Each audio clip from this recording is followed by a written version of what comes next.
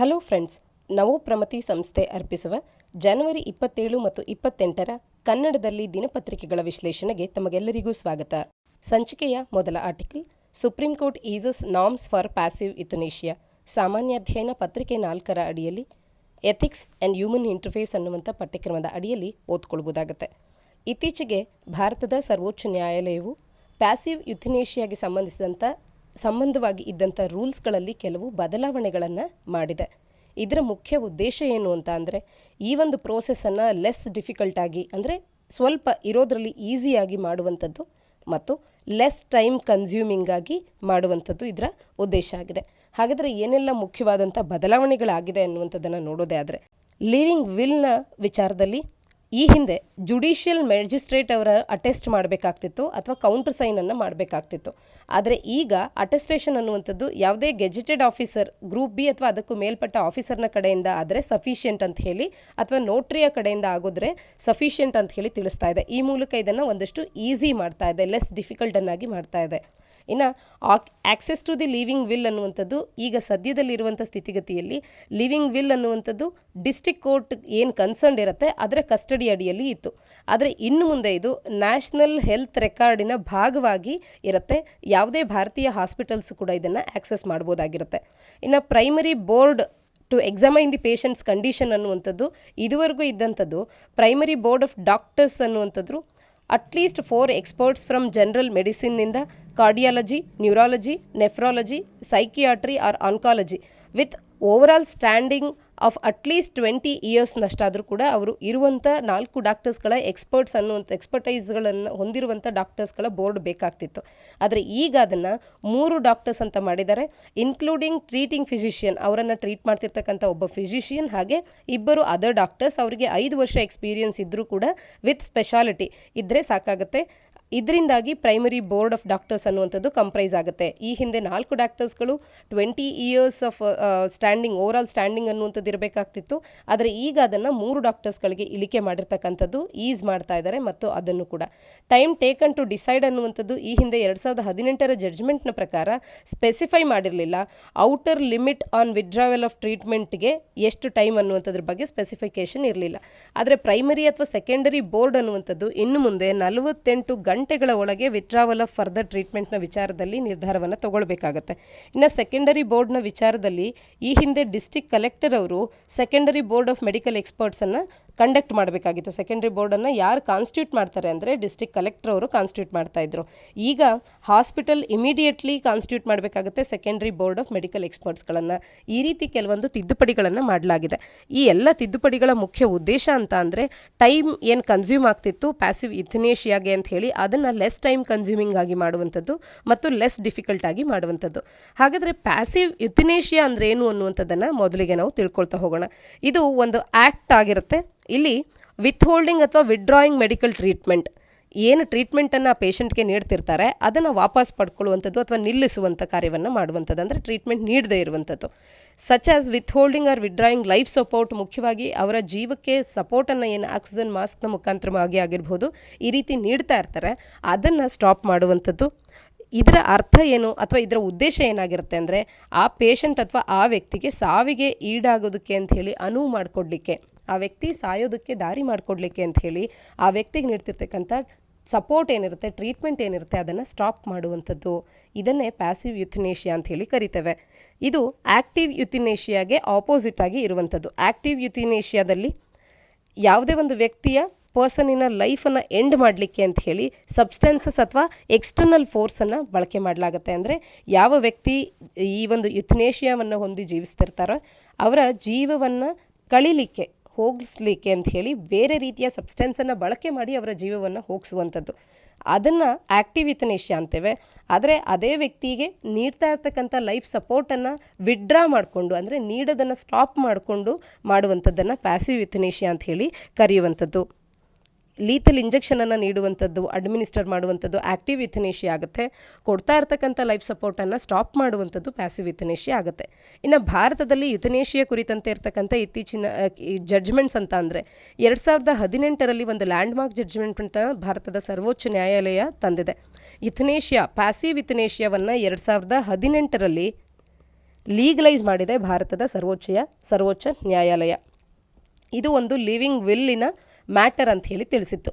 ಈ ಜಡ್ಜ್ಮೆಂಟ್ನ ಪ್ರಕಾರ ಯಾವುದೇ ಅಡಲ್ಟ್ ಅವರು ತಮ್ಮ ಕಾನ್ಷಿಯಸ್ ಮೈಂಡ್ನಲ್ಲಿದ್ದು ಮೆಡಿಕಲ್ ಟ್ರೀಟ್ಮೆಂಟ್ ಅಥವಾ ವಾಲಂಟ್ರಿಯಾಗಿ ಅವರೇನಾದರೂ ಡಿಸೈಡ್ ಮಾಡ್ತಾರೆ, ಟ್ರೀಟ್ಮೆಂಟನ್ನು ಪಡ್ಕೊಳ್ಳೋದಕ್ಕೆ ರೆಫ್ಯೂಸ್ ಮಾಡ್ತಾರೆ, ಮೆಡಿಕಲ್ ಟ್ರೀಟ್ಮೆಂಟ್ ಬೇಡ ಅಂತ ಹೇಳಿ ತಿಳಿಸ್ತಾರೆ ಅಂತ ಅಂದರೆ ಅವರ ಒಂದು ಡೆತ್ತನ್ನು ಅವರು ನ್ಯಾಚುರಲ್ ವೇನಲ್ಲಿ ಎಂಬ್ರೇಸ್ ಮಾಡೋದಕ್ಕೆ ಇಷ್ಟಪಡ್ತಾರೆ ಅಂತ ಅಂದರೆ ಸರ್ಟನ್ ಕಂಡೀಷನ್ಸ್ನ ಅಡಿಯಲ್ಲಿ ಅವರಿಗೆ ಈ ಪ್ಯಾಸಿವ್ ಯುಥನೇಷಿಯಾವನ್ನು ಅಡ್ಮಿನಿಸ್ಟರ್ ಮಾಡಬಹುದು, ಅಂದರೆ ಅವರಿಗೆ ನೀಡುವಂಥ ಟ್ರೀಟ್ಮೆಂಟನ್ನು ಸ್ಟಾಪ್ ಮಾಡಬಹುದು ಅನ್ನುವಂಥದ್ದು. ಇದರಿಂದಾಗಿ ಕೋರ್ಟ್ ಏನು ತಿಳಿಸುತ್ತೆ ಅಂತ ಅಂದರೆ ಅವರ ಸಾವಿನಲ್ಲೂ ಕೂಡ ಡಿಗ್ನಿಟಿಯನ್ನು ಅವರು ಕಾಪಾಡಿಕೊಳ್ಳೋದಕ್ಕೆ ಇದು ಆರ್ಟಿಕಲ್ 21 ಭಾರತ ಸಂವಿಧಾನದ ಮೂಲಭೂತ ಹಕ್ಕುಗಳಲ್ಲಿರ್ತಕ್ಕಂಥ ಆರ್ಟಿಕಲ್ 21 ರೈಟ್ ಟು ಲೈಫ್ ಅಂತೇನಿದೆ ಇದರ ಅಡಿಯಲ್ಲಿ ಡಿಗ್ನಿಟಿ ಅನ್ನುವಂಥದ್ದು ಬರುತ್ತೆ. ಡಿಗ್ನಿಟಿಯಲ್ಲಿ ಪ್ರೋಸೆಸ್ ಆಫ್ ಡೈಯಿಂಗ್ ಅನ್ನುವಂಥದ್ದು ಕೂಡ ಒಂದು ಭಾಗವಾಗುತ್ತೆ. Dignity in the process of dying ಅನ್ನುವಂಥದ್ದು ಕೂಡ ಆರ್ಟಿಕಲ್ 21 ಒಂದು ಭಾಗ, ಅವಿಭಾಜ್ಯ ಅಂಗ ಆಗುತ್ತೆ ಅನ್ನುವಂಥ ಕಾರಣವನ್ನು ನೀಡ್ತಾ ಯಾವುದೇ ಇಂಡಿವಿಜುವಲ್ಗೆ dignity towards the end of life ಅನ್ನುವಂಥದ್ದು ಅವರಿಗೆ ಡಿಪ್ರೈವ್ ಆಗಬಾರ್ದು ಅನ್ನುವಂಥ ಕಾರಣಕ್ಕೆ, ಇಂಡಿವಿಜುವಲಿನ ಮೀನಿಂಗ್ಫುಲ್ ಎಕ್ಸಿಸ್ಟೆನ್ಸ್ ಅನ್ನುವಂಥದ್ದು ಅವರಿಗೆ ಇರಬೇಕು ಅನ್ನುವಂಥ ಕಾರಣಕ್ಕೆ ಈ ಪ್ಯಾಸಿವ್ ಯುಥನೇಷಿಯಾವನ್ನು ಸುಪ್ರೀಂ ಕೋರ್ಟು 2018 ಈಚೆಗೆ ಭಾರತದಲ್ಲಿ ಅಲೋ ಮಾಡಿದೆ.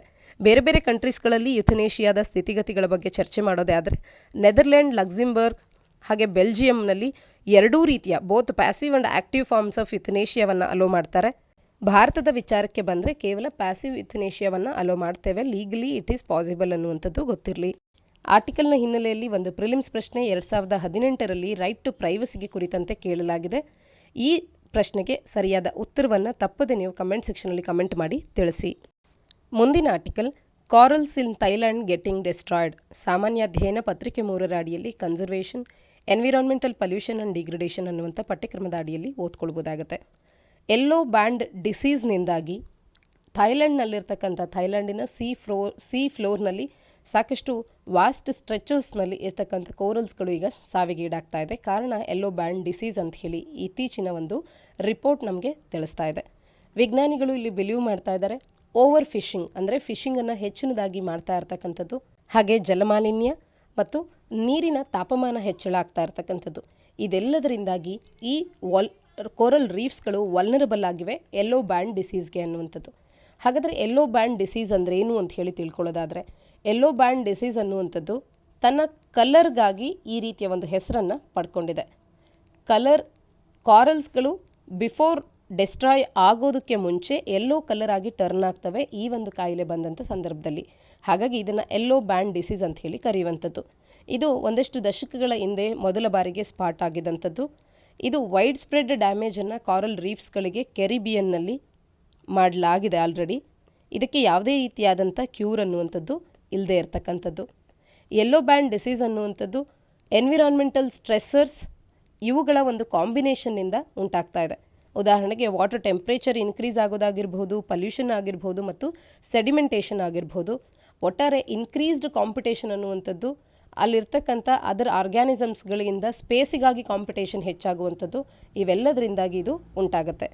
ದೀಸ್ ಫ್ಯಾಕ್ಟರ್ಸ್ ಅನ್ನುವಂಥದ್ದು ಕಾರಲನ್ನು ವೀಕನ್ನಾಗಿ ಮಾಡುತ್ತೆ ಮತ್ತು ಪ್ಯಾಥೋಜನ್ಸ್ಗಳಿಂದ, ಉದಾಹರಣೆಗೆ ಬ್ಯಾಕ್ಟೀರಿಯಾ ಮತ್ತು ಫಂಗೈಸ್ಗಳಿಂದ ಈ ಕಾರಲ್ಸ್ಗಳು ಇನ್ಫೆಕ್ಷನ್ನಿಗೆ ಒಳಗಾಗುವಂತೆ ಅವುಗಳನ್ನು ಹೆಚ್ಚು ವಲ್ನರಬಲ್ ಅನ್ನಾಗಿ ಮಾಡ್ತಾ ಹೋಗ್ತವೆ. ಈ ಡಿಸೀಸಿನ ಇಂಪ್ಯಾಕ್ಟನ್ನು ನಾವು ರಿವರ್ಸ್ ಮಾಡೋದಕ್ಕೆ ಸಾಧ್ಯ ಇಲ್ಲ. ಕಾರಲ್ ಬ್ಲೀಚಿಂಗಿನ ಎಫೆಕ್ಟ್ಸ್ಗಳನ್ನು ರಿವರ್ಸ್ ಮಾಡಬಹುದು, ಆದರೆ ಯೆಲ್ಲೋ ಬ್ಯಾಂಡ್ ಡಿಸೀಸಿನ ಇಂಪ್ಯಾಕ್ಟನ್ನು ನಾವು ರಿವರ್ಸ್ ಮಾಡೋದಕ್ಕೆ ಸಾಧ್ಯ ಆಗೋದಿಲ್ಲ. ಆರ್ಟಿಕಲ್ನ ಹಿನ್ನೆಲೆಯಲ್ಲಿ ಕಾರಲ್ ರೀಫ್ಸ್ಗಳ ಬಗ್ಗೆ ಒಂದಷ್ಟು ಮಾಹಿತಿಯನ್ನು ತಿಳ್ಕೊಳ್ಳೋದೇ ಆದರೆ, ಕಾರಲ್ಸು ಮೆರೈನ್ ಇನ್ವರ್ಟಿಬ್ರೇಟ್ಸ್ ಆಗಿರುತ್ತೆ. ಇವು ಆ್ಯಂಥೋಝೋವಾ ಅನ್ನುವಂಥ ಒಂದು ಕ್ಲಾಸಿಗೆ ಬಿಲಾಂಗಿಂಗ್ ಆಗಿರುವಂಥವು. ಇದರಲ್ಲಿ ಕೆಲವೊಂದು ಟೈಪ್ಸ್ಗಳನ್ನು ಕಾಣ್ಬೋದು. ಒಂದು ಹಾರ್ಡ್ ಕಾರಲ್ಸ್, ಮತ್ತೊಂದು ಸಾಫ್ಟ್ ಕಾರಲ್ಸ್ ಅಂತ ಹೇಳಿ.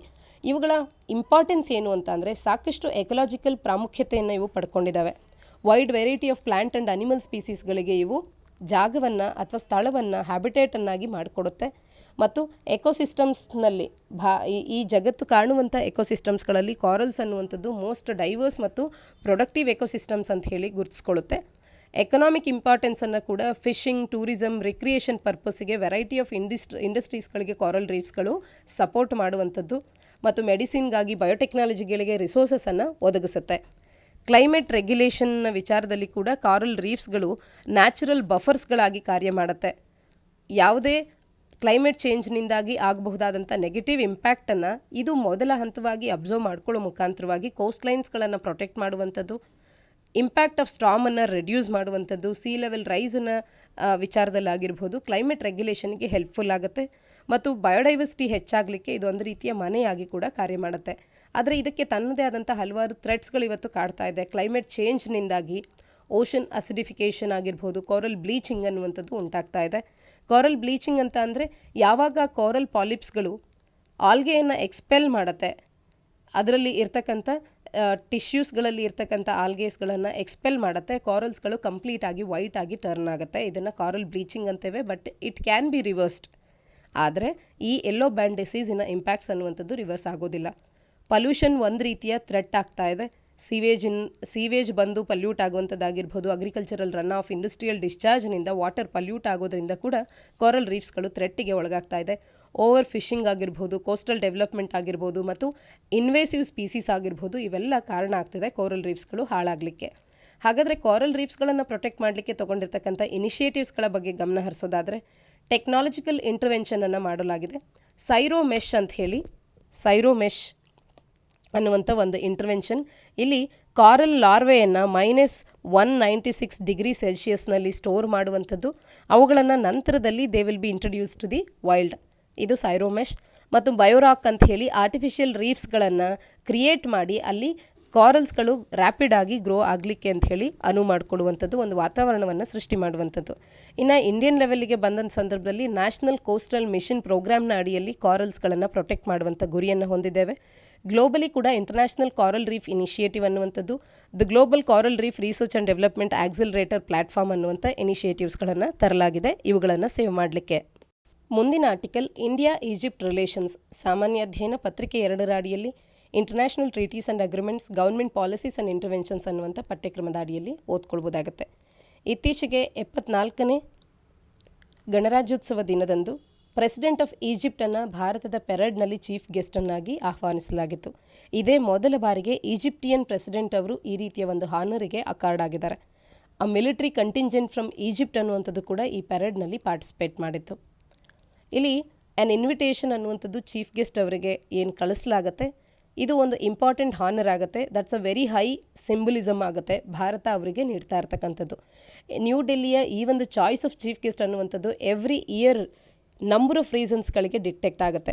ಒಂದು ಸ್ಟ್ರಾಟಜಿಕ್ ಮತ್ತು ಡಿಪ್ಲೊಮ್ಯಾಟಿಕ್ ರೀಸನ್ಸ್ ಆಗಿರ್ಬೋದು, ಬಿಸ್ನೆಸ್ ಇಂಟ್ರೆಸ್ಟ್ ಆಗಿರ್ಬೋದು, ಜಿಯೋ ಪಾಲಿಟಿಕ್ಸ್ ಆಗಿರ್ಬೋದು, ಹೀಗೆ ತನ್ನದೇ ಆದಂಥ ಪ್ರಾಮುಖ್ಯತೆಯನ್ನು ಈ ಒಂದು ಮುಖ್ಯ ಅತಿಥಿಗಳನ್ನು ಆಯ್ಕೆ ಮಾಡುವಂಥ ಒಂದು ಪ್ರೋಸೆಸ್ ಅನ್ನುವಂಥದ್ದು ಹೊಂದಿರುತ್ತೆ.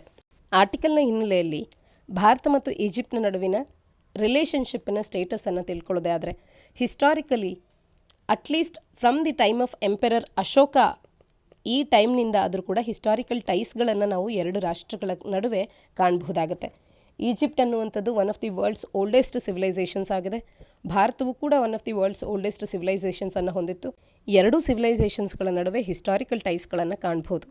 ಎಂಪೆರರ್ ಅಶೋಕನ ಎಡಿಕ್ಟ್ಸ್ಗಳನ್ನು ನೋಡಿದಂಥ ಸಂದರ್ಭದಲ್ಲಿ ಈಜಿಪ್ಟ್ನೊಟ್ಟಿಗೆ ಆತ ರಿಲೇಷನ್ಸ್ಗಳನ್ನು ಹೊಂದಿದ್ದ ಅನ್ನುವಂಥದ್ದು ಟಾಲಮಿ 2ನ ಒಂದಷ್ಟು ರೆಫರೆನ್ಸಸ್ಗಳಿಂದ ಕೂಡ ತಿಳಿದು ಬರುತ್ತೆ.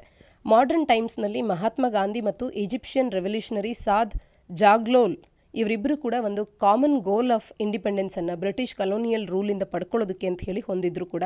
ಎರಡು ರಾಷ್ಟ್ರಗಳು ಕೂಡ ಅಂಬೆಸಡರಿಯಲ್ ಲೆವೆಲ್ನಲ್ಲಿ ಡಿಪ್ಲೊಮ್ಯಾಟಿಕ್ ರಿಲೇಷನ್ಸ್ಗಳನ್ನು ಎಸ್ಟಾಬ್ಲಿಷ್ಮೆಂಟ್ ಮಾಡುವಂಥದ್ದನ್ನು ಜಾಯಿಂಟಾಗಿ ಅನೌನ್ಸ್ ಮಾಡಿದರು 1947ರ ಆಗಸ್ಟ್ 18ರಂದೇ. ಅಂದರೆ ನಮಗೆ ಸ್ವಾತಂತ್ರ್ಯ ಬಂದು 3 ದಿನಗಳಲ್ಲಿ ಈ ರೀತಿಯ ಒಂದು ಅನೌನ್ಸ್ಮೆಂಟ್ ಕೂಡ ಉಂಟಾಗಿತ್ತು.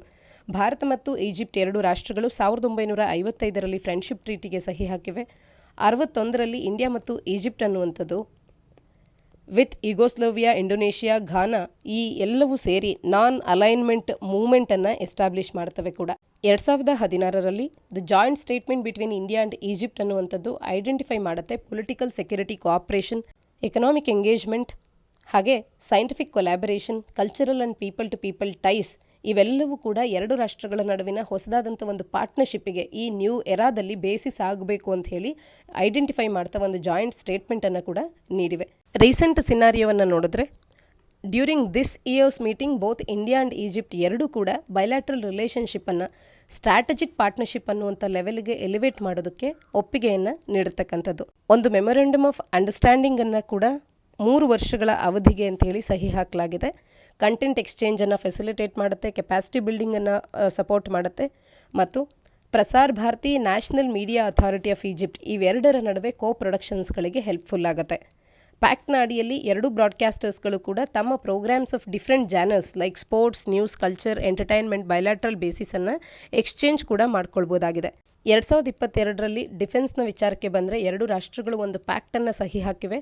ಎಕ್ಸಸೈಸಸ್ಗಳಲ್ಲಿ ಎರಡು ಕೂಡ ಪಾರ್ಟಿಸಿಪೇಟ್ ಮಾಡೋದ್ರ ಕಡೆಗೆ ನಿರ್ಧಾರವನ್ನು ಮಾಡಿವೆ ಮತ್ತು ಟ್ರೈನಿಂಗ್ನ ವಿಚಾರದಲ್ಲಿ ಕೋಆಪ್ರೇಟ್ ಮಾಡ್ಕೊಳ್ಳೋದ್ರ ಕಡೆ. The first joint special forces exercise ಅನ್ನುವಂಥದ್ದು ಇಂಡಿಯನ್ ಆರ್ಮಿ ಮತ್ತು ಈಜಿಪ್ಟಿಯನ್ ಆರ್ಮಿಯ ನಡುವೆ 2023ರ ಜಾನ್ವರಿ 14ರಂದು ಜೈಸಲ್ಮೇರ್ ರಾಜಸ್ಥಾನದಲ್ಲಿ ಎಕ್ಸಸೈಸ್ ಸೈಕ್ಲೋನ್ ಅನ್ನುವಂಥದ್ದು it has been under way ಅನ್ನುವಂಥದ್ದು ಕೂಡ ನಮಗೆ ನೆನಪಿರಲಿ.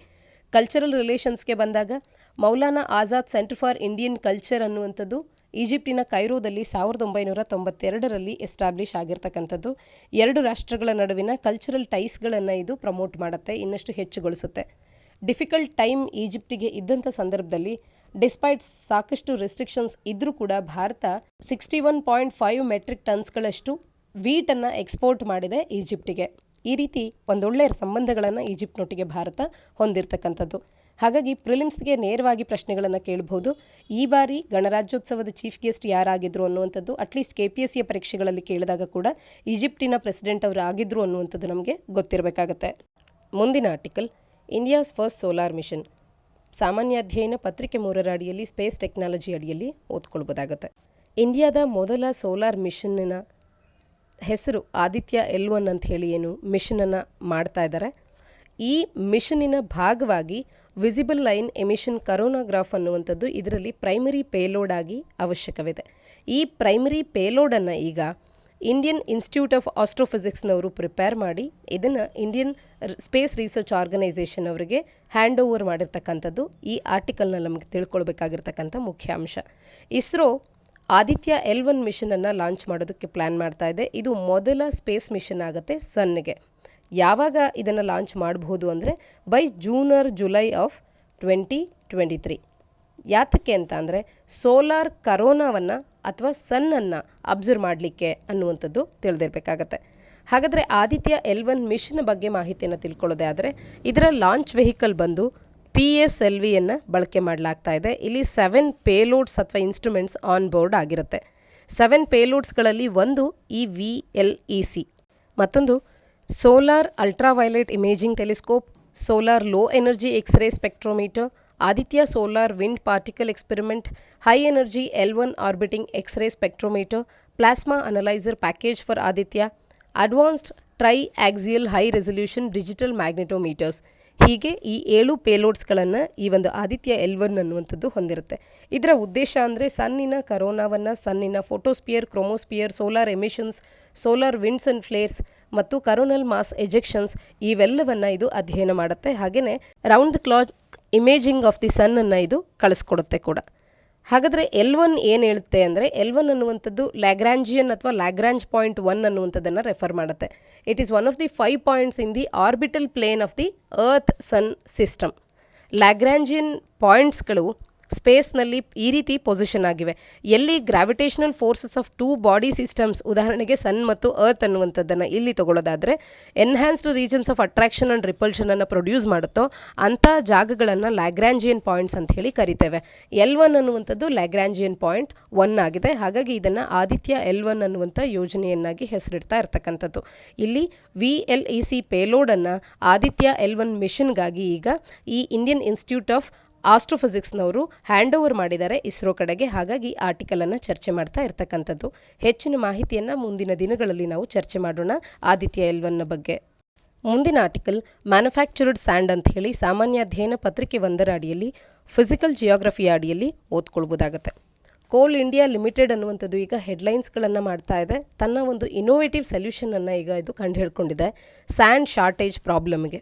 ಈ ಒಂದು ಕಂಪ್ನಿ ಕ್ರಶ್ಡ್ ರಾಕ್ ಫೈನ್ಸ್ಗಳನ್ನು, ಕ್ರಷರ್ ಡಸ್ಟ್ ಮತ್ತು sand from overburden of coal mines, ಹಾಗೆ ಓಪನ್ ಕ್ಯಾಸ್ಟ್ ಕೋಲ್ ಮೈನಿಂಗ್ನಿಂದ ಏನು ರಿಮೂವ್ ಆಗಿರ್ತಕ್ಕಂಥ ಸಾಯಿಲ್ ಇದೆ ಇದೆಲ್ಲವನ್ನು ಬಳಕೆ ಮಾಡಿಕೊಂಡು ಮ್ಯಾನುಫ್ಯಾಕ್ಚರಿಂಗ್ ಸ್ಯಾಂಡನ್ನು ಈಗ ಇದು ಪ್ರೊಡ್ಯೂಸ್ ಮಾಡ್ತಾ ಇದೆ. ಇದು ಕೇವಲ ವೇಸ್ಟ್ ಮೆಟೀರಿಯಲ್ಸ್ಗಳನ್ನು ರೀಪರ್ಪೋಸ್ ಮಾಡೋದಷ್ಟೇ ಅಲ್ಲ, need for natural sand mining ಏನಿತ್ತು ಇದನ್ನು ಇದು ರೆಡ್ಯೂಸ್ ಮಾಡುತ್ತೆ. ಹಾಗಾಗಿ ಅಡಿಷನಲ್ ರೆವಿನ್ಯೂ ಸ್ಟ್ರೀಮನ್ನು ಕೂಡ ಇದು ಕಂಪನಿಗೆ ಕ್ರಿಯೇಟ್ ಮಾಡ್ತಾ ಇದೆ. ಹಾಗಾಗಿ ಈ ರೀತಿಯ ಒಂದು ಹೊಸ ಆವಿಷ್ಕಾರ ಅನ್ನುವಂಥದ್ದು ಈಗ ಕೋಲ್ ಇಂಡಿಯಾ ಲಿಮಿಟೆಡ್ ಹೆಚ್ಚು ಸುದ್ದಿಯಲ್ಲಿರುವಂತೆ ಮಾಡಿರ್ತಕ್ಕಂಥದ್ದು. ಹಾಗಾದರೆ ಈ ಮ್ಯಾನುಫ್ಯಾಕ್ಚರ್ಡ್ ಸ್ಯಾಂಡ್ ಅಥವಾ ಸ್ಯಾಂಡಿನ ಒಂದು ಬೆನಿಫಿಟ್ಸ್ ಏನು ಅಂತ ಹೇಳಿ ತಿಳ್ಕೊಳ್ಳೋದೇ ಆದರೆ, ಕಾಸ್ಟ್ ಎಫೆಕ್ಟಿವ್ ಆಗುತ್ತೆ ನ್ಯಾಚುರಲ್ ಸ್ಯಾಂಡಿಗೆ ಕಂಪೇರ್ ಮಾಡಿದಾಗ, ಮತ್ತು ಕನ್ಸಿಸ್ಟೆಂಟ್ ಗ್ರೈನ್ ಸೈಜ್ ಆ್ಯಂಡ್ ಶೇಪನ್ನು ನಾವು ಪಡ್ಕೊಳ್ಬಹುದಾಗುತ್ತೆ. ಎನ್ವಿರಾನ್ಮೆಂಟಲ್ ಬೆನಿಫಿಟ್ಸ್ ಕೂಡ ಇದೆ, ಯಾಕೆಂದರೆ ನ್ಯಾಚುರಲ್ ಸ್ಯಾಂಡನ್ನು ಮೈನ್ ಮಾಡುವಂಥದ್ರ ಒಂದು ಅವಶ್ಯಕತೆ ಕಡಿಮೆ ಆಗುತ್ತೆ. ಹಾಗಾಗಿ ವಾಟರ್ ಕನ್ಸಂಪ್ಷನ್ ಅನ್ನುವಂಥದ್ದು ರೆಡ್ಯೂಸ್ ಆಗುತ್ತೆ. ಬೇರೆ ರೀತಿಯಾದಂಥ ಬೆನಿಫಿಟ್ಸ್ಗಳು ಕೂಡ ಹೊಂದಿದೆ ಇದು. ಅಪಾರ್ಟ್ ಫ್ರಮ್ ಕಮರ್ಷಿಯಲ್ ಯೂಸ್, ಈ ಸ್ಯಾಂಡ್ ಏನು ಇಲ್ಲಿ ಪ್ರೊಡ್ಯೂಸ್ ಆಗುತ್ತೆ ಇದನ್ನು sand stowing in underground mines enhancing safety and conservation ಇದಕ್ಕಾಗಿ ಕೂಡ ಕನ್ಸ್ಯೂಮ್ ಮಾಡಬಹುದು. Lesser sand extraction from rivers, ಇದರಿಂದಾಗಿ ಚಾನಲ್ ಬೆಡ್ಡಿನ ಎರೋಷನ್ ರೆಡ್ಯೂಸ್ ಆಗುತ್ತೆ ಮತ್ತು ವಾಟರ್ ಹ್ಯಾಬಿಟೇಟ್ ಅನ್ನುವಂಥದ್ದು ಕೂಡ ಪ್ರೊಟೆಕ್ಟ್ ಆಗ್ತಾ ಹೋಗುತ್ತೆ. ಭಾರತದಲ್ಲಿ ಸ್ಯಾಂಡ್ ಮೈನಿಂಗಿನ ಸ್ಥಿತಿಗತಿಯನ್ನು ನೋಡೋದೇ ಆದರೆ, ಸ್ಯಾಂಡನ್ನು ಮೈನರ್ ಮಿನರಲ್ ಅಂತ ಹೇಳಿ ಕನ್ಸಿಡರ್ ಮಾಡಲಾಗ್ತಾ ಇದೆ mines and minerals development and regulation act 1957ನ ಅಡಿಯಲ್ಲಿ. ಮತ್ತು ಅಡ್ಮಿನಿಸ್ಟ್ರೇಟಿವ್ ಕಂಟ್ರೋಲ್ ಓವರ್ ಮಿನರಲ್ಸ್ ಅನ್ನುವಂಥದ್ದು ರಾಜ್ಯ ಸರ್ಕಾರಗಳ ಬಳಿ ಇರ್ತಕ್ಕಂಥದ್ದು. ರಿವರ್ಸ್ ಆ್ಯಂಡ್ ಕೋಸ್ಟಲ್ ಏರಿಯಾಸ್ಗಳು ಮೈನ್ ಸೋರ್ಸಸ್ ಆಫ್ ಸ್ಯಾಂಡ್ ಆಗಿದೆ. ಹಾಗಾಗಿ ಇವುಗಳ ಡಿಮ್ಯಾಂಡ್ ಹೆಚ್ಚಿದಂತೆಲ್ಲ ಕನ್ಸ್ಟ್ರಕ್ಷನ್ ಆ್ಯಂಡ್ ಇನ್ಫ್ರಾಸ್ಟ್ರಕ್ಚರಿಗಳಿಗೆ ಇದು ಬೇಕಾಗುತ್ತೆ ಅಂತ ಹೇಳಿ ಡೆವಲಪ್ಮೆಂಟ್ ಬೂಮ್ ಆಗ್ತಾ ಇದೆ. ಡೆವಲಪ್ಮೆಂಟನ್ನು ಮಾಡ್ತಾ ಇದ್ದೀವಿ ಅಂದರೆ ಇನ್ಕ್ರೀಸಿಂಗ್ ಆಗಿ ಸ್ಯಾಂಡಿನ ಡಿಮ್ಯಾಂಡ್ ಕೂಡ ಹೆಚ್ಚುತ್ತಾ ಹೋಗಿದೆ. Ministry of environment, forest and climate change ಅನ್ನುವಂಥದ್ದು sustainable sand mining management guidelines ಅಂತ ಹೇಳಿ 2016ರಲ್ಲಿ ಗೈಡ್ಲೈನ್ಸ್ಗಳನ್ನು ಕೂಡ ಇಶ್ಯೂ ಮಾಡಿದೆ. ಸೈಂಟಿಫಿಕ್ ಸ್ಯಾಂಡ್ ಮೈನಿಂಗ್ ಅನ್ನು ಪ್ರಮೋಟ್ ಮಾಡಲಿಕ್ಕೆ ಎನ್ವಿರಾನ್ಮೆಂಟಲ್ ಫ್ರೆಂಡ್ಲಿ ಮ್ಯಾನೇಜ್ಮೆಂಟ್ ಪ್ರಾಕ್ಟೀಸಸ್ಗಳನ್ನು ಅಡ್ಯಾಪ್ಟ್ ಮಾಡಿಕೊಳ್ಳಿ ಅಂತ ಹೇಳಿ. ಹಾಗೆಯೇ issues related to sand mining in India ಏನೆಲ್ಲ ಇದೆ ಅಂತ ನೋಡೋದೇ ಆದರೆ, ಒಂದು ಎನ್ವಿರಾನ್ಮೆಂಟಲ್ ಡಿಗ್ರೇಡೇಷನ್, ಮತ್ತೊಂದು ವಾಟರ್ ಸ್ಕೇರ್ಸಿಟಿ. ಯಾಕೆಂತಂದರೆ ಸ್ಯಾಂಡ್ ಮೈನಿಂಗ್ ಅನ್ನುವಂಥದ್ದು ವಾಟರ್ ಟೇಬಲನ್ನು ಡಿಪ್ಲೀಟ್ ಮಾಡ್ತಾ ಹೋಗುತ್ತೆ. ಡ್ರಿಂಕಿಂಗ್ ಮತ್ತು ಇರಿಗೇಷನಿಗೆ ಅವೈಲಬಿಲಿಟಿ ಆಫ್ ವಾಟರ್ ಅನ್ನುವಂಥದ್ದು ರೆಡ್ಯೂಸ್ ಆಗುತ್ತೆ. ಇನ್ನು ರಿವರ್ ಬೆಡ್ಸ್ಗಳು ಶಾಲೋ ಆಗ್ತಾ ಹೋದಂತೆಲ್ಲ ಫ್ಲಡ್ಗೂ ಕೂಡ ಇದು ಕಾರಣ ಆಗುತ್ತೆ. ಮತ್ತು ಕರಪ್ಷನ್ ಮತ್ತು ಬ್ರೈಬರಿ ಕೂಡ ಹೈಲಿ ಪ್ರಾಫಿಟಬಲ್ ಆಕ್ಟಿವಿಟಿ ಆಗಿರೋದ್ರಿಂದ ಸ್ಯಾಂಡ್ ಮೈನಿಂಗ್ ಅನ್ನುವಂಥದ್ದು ಕರಪ್ಷನ್ ಮತ್ತು ಬ್ರೈಬರಿ ಕೂಡ ಇಲ್ಲಿ ಹೆಚ್ಚಿನದಾಗಿ ಕಾಣಸಿಗುತ್ತೆ. ಆ ಇನ್ಸ್ಟೆನ್ಸಸ್ಗಳು ಇವೆಲ್ಲವೂ ಕೂಡ ಭಾರತದ ಸ್ಯಾಂಡ್ ಮೈನಿಂಗ್ನಲ್ಲಿರ್ತಕ್ಕಂಥ ಕೆಲವೊಂದು ಸಮಸ್ಯೆಗಳಾಗುತ್ತೆ. ಆರ್ಟಿಕಲ್ನ ಹಿನ್ನೆಲೆಯಲ್ಲಿ ಸ್ಯಾಂಡ್ ಮೈನಿಂಗನ್ನು ಮಾಡದೇ ಇರುವಂತೆ ಅದನ್ನು ಕಡಿಮೆ ಮಾಡಲಿಕ್ಕೆ ಈ ಮ್ಯಾನುಫ್ಯಾಕ್ಚರಿಂಗ್ ಸ್ಯಾಂಡ್ ಅನ್ನುವಂಥದ್ದು ಹೆಲ್ಪ್ಫುಲ್ ಆಗುತ್ತೆ, ಕಾಸ್ಟ್ ಎಫೆಕ್ಟಿವ್ ಆಗುತ್ತೆ ಮತ್ತು ಎನ್ವಿರಾನ್ಮೆಂಟಲ್ಗೂ ಕೂಡ ಪೂರಕವಾಗಿದೆ ಅನ್ನುವಂಥದ್ದು ತಿಳಿದಿರಲಿ. ಇದಿಷ್ಟು ಸಂಚಿಕೆಯ ಸುದ್ದಿ ವಿಶ್ಲೇಷಣೆಯಾಗಿದೆ. ಮುಂದಿನ ಸಂಚಿಕೆಯೊಂದಿಗೆ ಮತ್ತೆ ಸಿಗೋಣ. ಧನ್ಯವಾದ.